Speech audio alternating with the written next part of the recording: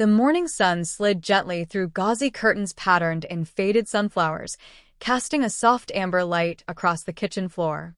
The air was thick with the scent of frying eggs, fresh toast, and strong chicory coffee, the kind Mama used to make when I was a girl in Baton Rouge. My hands moved with quiet purpose, cracking eggs into the skillet, listening to them hiss and bubble, the heat rising against my knuckles.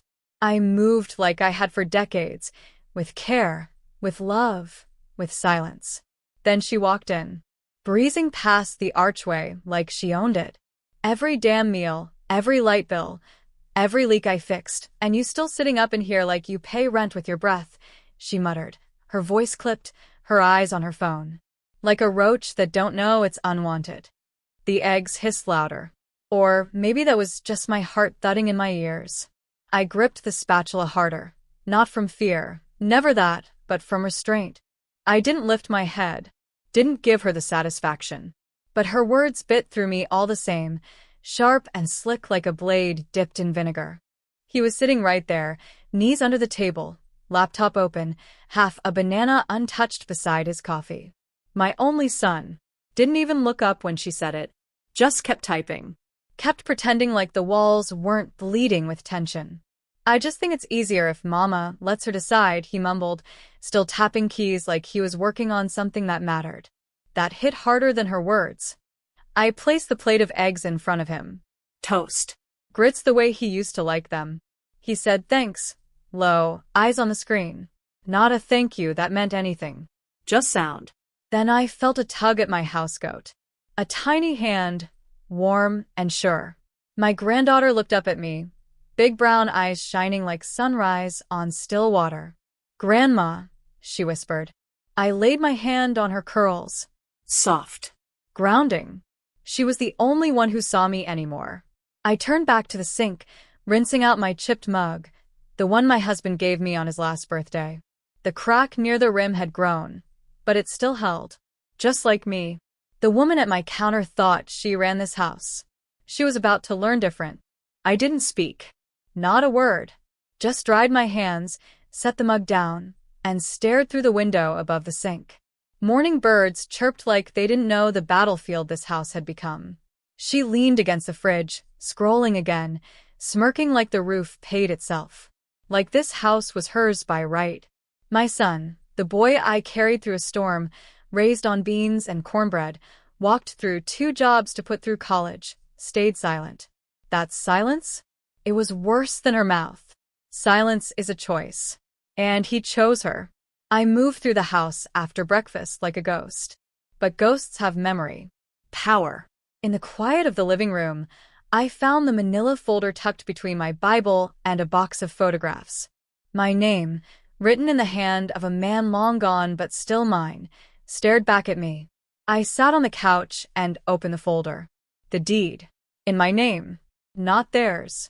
I closed my eyes, remembering the day we signed the papers, 1986. Sunlight in the banker's office. The smell of new ink. Our hands shaking with pride. Now, they think I'm some extra mouth in a house I built? Let them try me. Please don't forget to like, subscribe, and drop a comment. I stayed there a long time, fingers tracing the paper. Not gently, no. Deliberately. Like I was reminding it and myself of what it meant. Every corner of that house had my fingerprints. That busted pipe under the sink? I paid for the plumber. The new roof after the hurricane? My savings. The food in the fridge? My pension.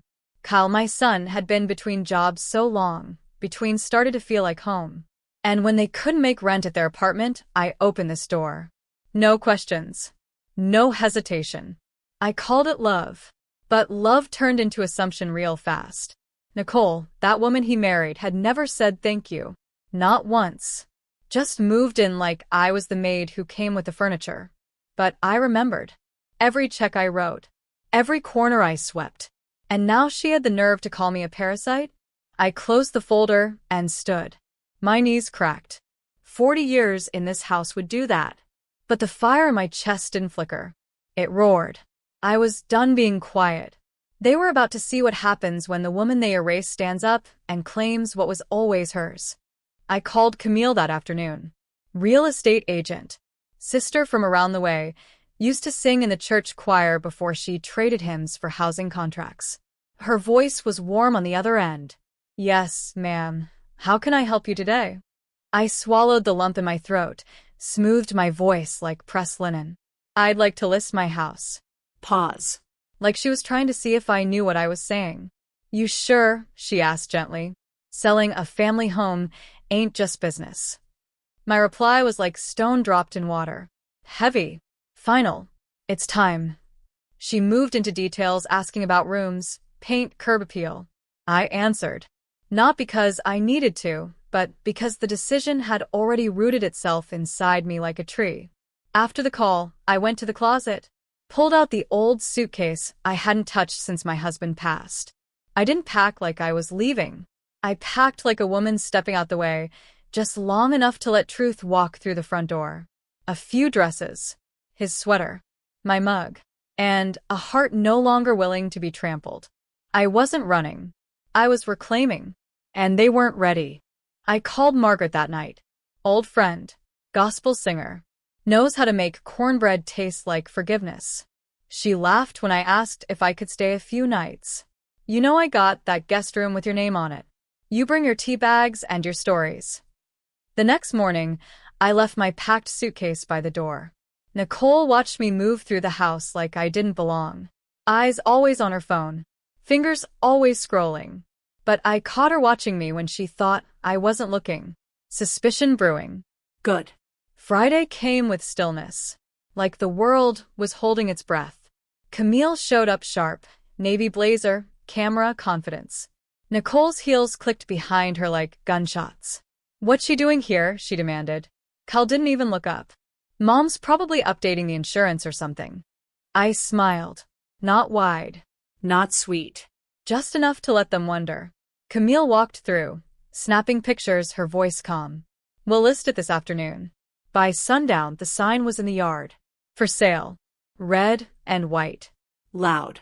Unapologetic. Nicole's phone pinged. Her face changed. Someone had seen it. I sipped my tea and waited. They thought I was bluffing. But the deed don't lie. Nicole came at me like a storm, her phone clutched like a weapon. What the hell is this? She snapped, shoving the screen toward me. You selling the house now? This a joke? I didn't flinch, just lifted my mug and took a slow sip. Exploring options, I said softly. She laughed. Not the kind that finds something funny, but the kind that tries to cover fear. You're not thinking straight. You're old. You're emotional. She thought belittling me would work, that I'd shrink like I always had. But I'd done enough shrinking. I remembered every insult. The way she'd wrinkled her nose at my food. Called it slave cooking. The time she pulled down my curtains, the ones I sewed with my own mama, and replaced them with cold, gray things that matched her soul. And the trips. The vacations I wasn't invited on. The lies about needing me to watch Emerson while they chased joy without me. That bitterness used to sit in my chest like stones. Not anymore. I sipped again. Let her words fall. Let her panic grow. The open house was tomorrow. And she'd learn. I may be old, but I'm not senile. I'm awake. Night wrapped around the house like a shroud. Out back, the garden breathed quietly under the stars. Roses, full and wild, nodded in the warm breeze. I knelt in the dirt, fingers sunk in soil, pruning what had grown wild. This space was still mine. No one had taken it. No redecorating. No opinions. Just roots and rhythm. I heard their voices through the kitchen window. She can't be serious, Nicole hissed. Kyle answered, voice thin. She's bluffing. She wouldn't really sell. I pressed my hand into the dirt. Let them talk. Let them guess. They didn't see me. Not really. Nicole saw a nuisance. Kyle saw background noise. Even Emerson's love, as sweet as it was, couldn't erase how invisible I'd become. But out here I was rooted. I remembered who I was. My husband had planted the first rosebush with his bare hands. Said the garden would outlive us both. He was right. Tomorrow the open house would show more than walls. It would show me, the woman they forgot. The woman they used. The woman who had not disappeared. Only waited. And now? Now she was done waiting. Sunday morning broke soft and slow, but inside me, a storm spun tight. Camille arrived just after 10. Her walk was firm, clipboard in hand, eyes sharp behind her glasses. She knew this wasn't just another open house, it was a reckoning. Buyers trickled in. Couples with wide eyes and quiet questions.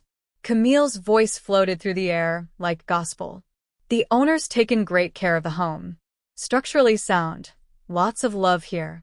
I stayed near the hallway, arms folded, silent witness to it all. They admired the old photos, the worn wood floors, the garden blooming in the back. Nicole, in her too tight dress and too high heels, hissed Kyle's name in a corner. She can't be serious, she snapped, panic leaking through the cracks. Kyle looked like a man coming to terms with a truth he didn't want. She's bluffing, he muttered again, but his eyes told another story. Then Nicole lost it. Marched right into the tour, hands flying. This house is not for sale. She doesn't know what she's doing. Gasps. Pauses. Buyers froze like deer in headlights. Camille blinked. Hesitated. And then I stepped forward, slow and sure, manila folder in hand. Let the truth shine. I handed Camille the deed. Crisp, clean, undeniable. Her fingers closed around it like it was sacred. My name's on it, I said, voice steady. I made the choice. And this house is for sale. A hush fell. Nicole stood like she'd been slapped. Color drained from her face, leaving only fury. Across the room, Kyle looked small, like a boy who finally realized the rules of the game had changed, and he wasn't holding the pieces anymore. One buyer leaned toward another, whispering behind her palm. Curtains twitched from across the street. The story was already spreading. Nicole tried to speak again, but the words caught. Her mouth opened, closed. For once, she had nothing. I stood taller. Let them all see me, not as background, not as an old woman too fragile to fight, but as the foundation, the one who built this. People forget where they come from when they never had to build it themselves. But I remembered every scraped knuckle, every late payment, every prayer over dinner when bills were late and hope ran low. This house was mine, and I was taking it and myself back.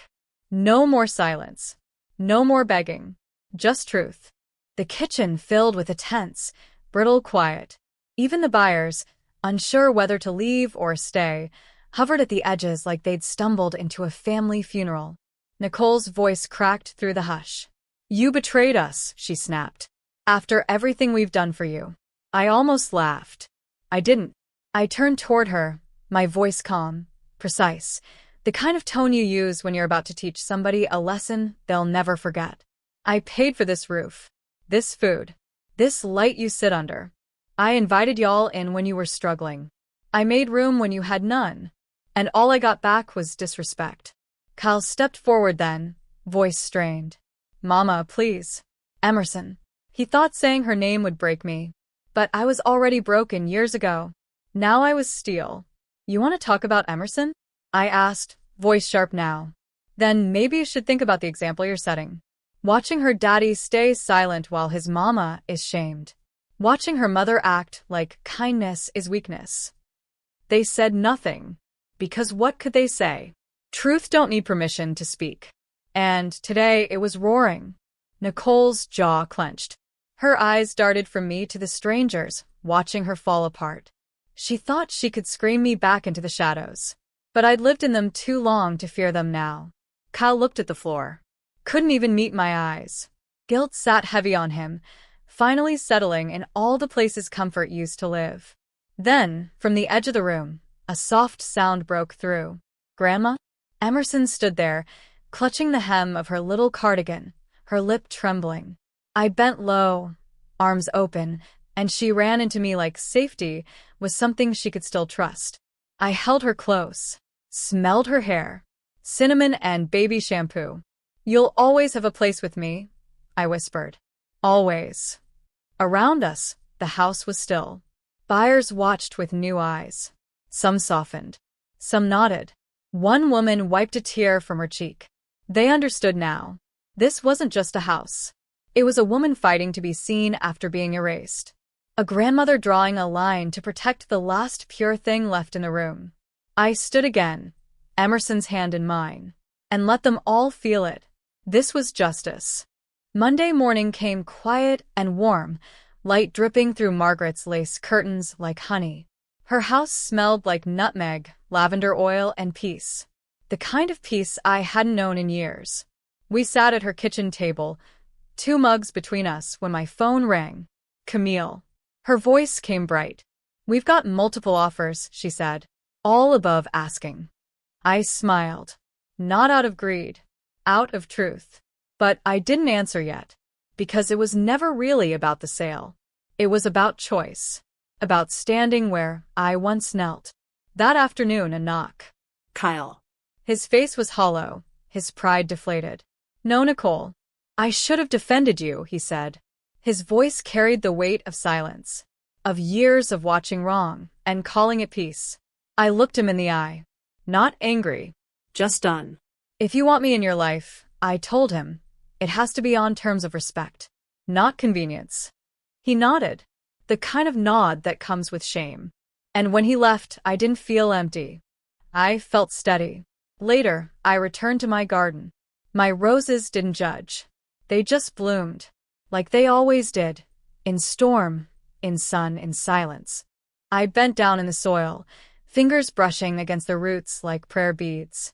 My mug rested beside me, steam curling into the air. The same mug, still cracked, still strong, just like me. I looked back at the house. Same bricks, same porch. But it didn't weigh on me no more. Didn't feel like a burden. Felt like legacy. Love poured into wood and wire. It was mine again, not just in name, but in spirit. Inside, I heard Margaret humming from the kitchen. Something old and full of memory. It wrapped around my bones like a blessing. The wind picked up, brushing past my cheek like fingers. I whispered into the breeze. Let them talk. Let the neighborhood wonder. Let Nicole's friends gossip. They'd say I was bitter, old, spiteful. But the truth? I was done giving away pieces of myself for people who thought they were entitled to it. I'd fought for peace. But peace without dignity ain't peace at all. It's surrender. And I was no longer surrendering. Not for Kyle. Not for Nicole. Not even for the sake of keeping the family together. You keep family together by telling the truth. And now, finally, I had.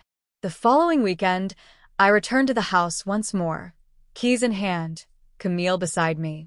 The buyers were set to close. The rooms were empty now. Clean. Echoing with ghosts only I could name. I walked through slow, touching door frames, walls, memories. In the hallway, I paused beneath a photograph. Me and my husband years ago. He had one arm around me, the other holding the baby, Kyle, fresh from the hospital. His eyes were shining in the photo. Mine were tired. Proud. I whispered to the picture. I did right by us. Camille waited patiently.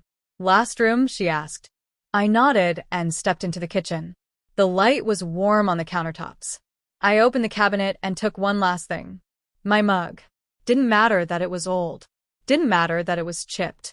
It had held every season of my life, like I had held theirs. As I walked out, I didn't cry. I didn't look back, because I wasn't losing anything. I was claiming everything. Sometimes, leaving ain't running. Sometimes it's arriving.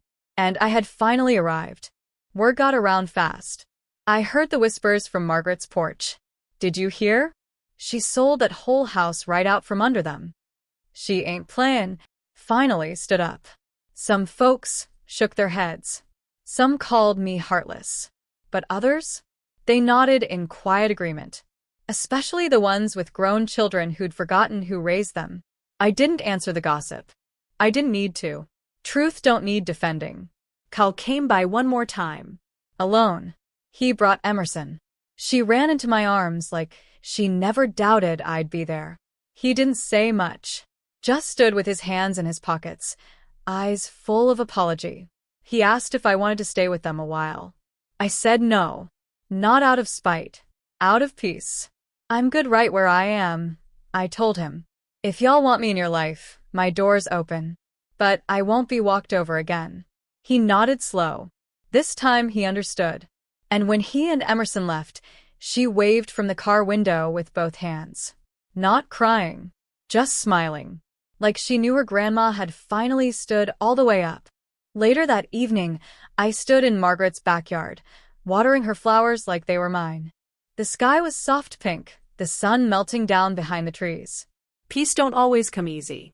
But when it lands, you feel it in your bones. That night, I sat with Margaret on her porch. 2 rocking chairs. 2 women who'd lived too much to care what folks said anymore. We didn't speak much.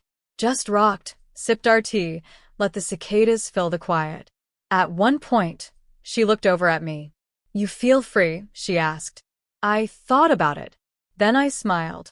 I feel seen. She nodded like that was the better answer anyway. See, freedom ain't always leaving. Sometimes, it's choosing to stay gone from where you were erased. I wasn't just a mother or a wife or a grandma anymore. I was a woman who drew a line in the dirt and dared anybody to cross it. And I held it. I held it well. When the stars came out, I whispered to the sky, to the man I still loved somewhere past it. I kept my promise. And I did. I kept it to him. And finally, to myself. The next morning, I poured coffee into my cracked mug and sat at Margaret's table, sun spilling across the linoleum.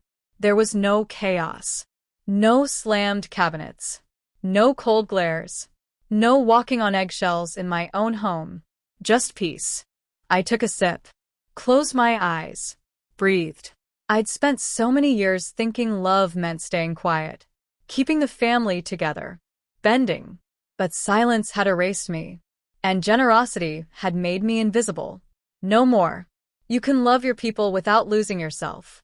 You can open your door without handing over the keys to your spirit. I sold the house, but what I reclaimed was bigger. My voice. My dignity. My name. So if you're out there reading this and you feel the weight of being overlooked, if you've given and still been made to feel like a burden, remember this. You don't need permission to stand up. Respect is not a gift, it's a boundary. Enforced, not requested. And sometimes the most powerful thing a woman can say is, no more. Because when you finally claim what's yours, they won't forget again. Trust me. They know now.